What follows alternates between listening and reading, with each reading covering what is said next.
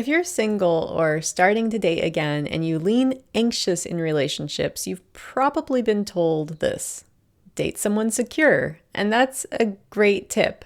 Secure partners can help your nervous system relax, they don't feed your fears, and they don't create emotional roller coasters.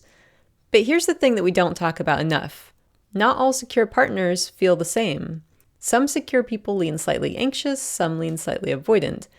And while both can offer consistency and care, they show up very differently in a relationship, especially to someone who values emotional presence and attunement. And so this video is for you if you're in a season of choosing, really thinking about the kind of love that you want to grow into, you've done some healing, and you want a relationship that feels grounded and emotionally alive. You're not looking for perfect, but you are looking for something that feels mutual and nourishing, and not just safe on paper. And just to be clear, if you are already in a secure leaning avoidant relationship and it's working for you, that's completely okay. This isn't about making anyone wrong, it's about offering a lens to help you notice how different secure energies affect your system, so you can choose with more awareness, not anxiety. So let's get into it. By the way, I'm Kaylilarkin. I'm a certified attachment practitioner, and I help people to rewire their relationship patterns so that they can feel more secure and more grounded and more confident in love. And you can find tools, meditations, courses over at kaylilarkin.com, including the Secure Love Toolkit, which I'll talk about more at the end of this video. But first, let's define the terms. So most people aren't 100% secure all the time. Even securely attached people usually lean in one direction under stress. So a secure leaning anxious person tends to move towards connection when things feel off. They're emotionally available, they're consistent, and they're usually comfortable with vulnerability. They want to talk it through, they want to be close, they don't see emotional needs as a threat. A secure leaning avoidant person is still grounded and steady, but they manage stress by moving towards space. They care just as much, but they often need time before they can fully access or express emotion. They may be a little slower to engage during tension, not because they don't care, but because their system says, I need space to sort this out, I need some time. Both are secure in the sense that they're generally safe and kind and not manipulative, but emotionally, they create very different nervous system environments for people who they're dating. So especially if you're someone who's sensitive to emotional availability, that difference matters. What's it like dating a secure leaning anxious partner? Let's start here. So this is the partner who makes it easy to connect. You don't have to pull for emotional availability, it's already there. They check in, they initiate emotional conversations, and they don't make you feel like your needs are a burden. So imagine a conversation where you're saying something like, hey, I felt a little off after our conversation last night. You sounded kind of distant, and I was wondering if maybe I said something wrong. And then they say something like, thanks for saying that. I didn't mean to come off that way. I was just tired, not upset, but I'm really glad that you brought it up. So they don't just tolerate your vulnerability, they appreciate it. And that kind of response can rewire your nervous system in real time, because instead of scanning for rejection, your system learns like, oh, I'm safe. I'm not too much. I can bring my feelings here. A few more things this kind of partner might say are things like, hey, I've been thinking about you, just wanted to check in and say I'm here if you need anything. Or, I get that you need some extra reassurance right now. I'm here for that. I care how you're feeling.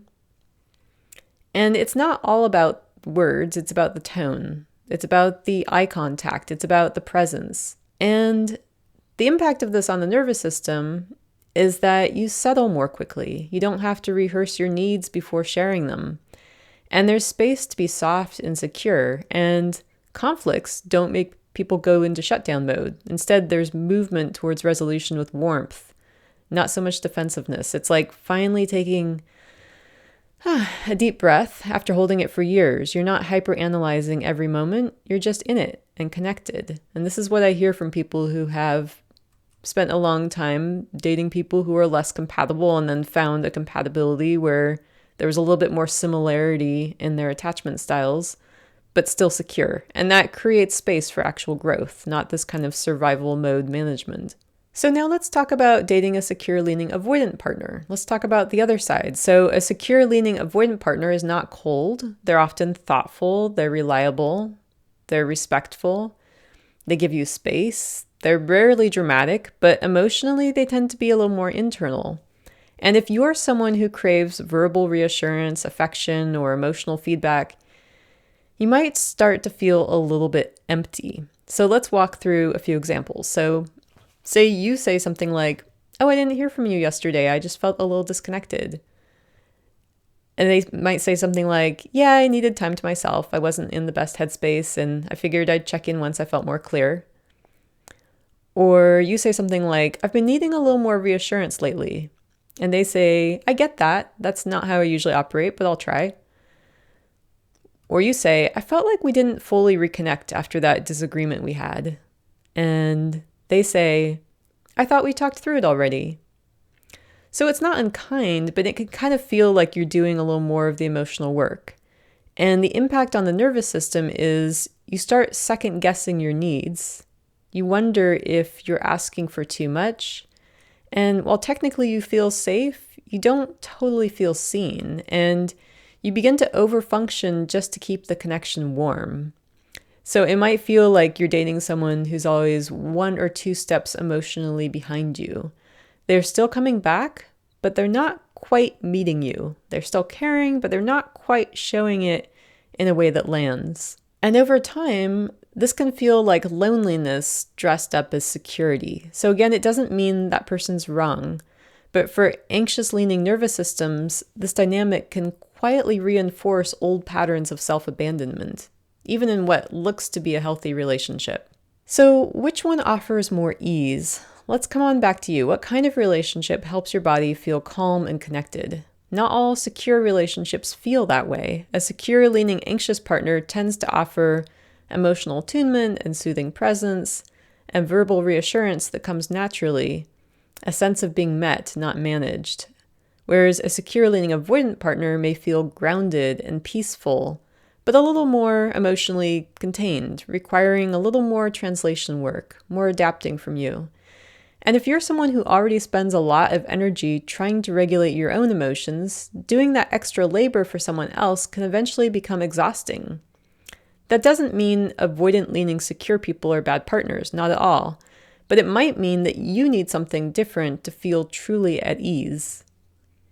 So here's the invitation. Are you picking relationships where you can show up fully, messy, emotional, human, or ones where you constantly feel like you need to shrink to stay connected? If you're ready to stop guessing yourself in love, to stop chasing chemistry that costs you your peace, and to start choosing partners who feel emotionally available without being hard to access, I created something that might help.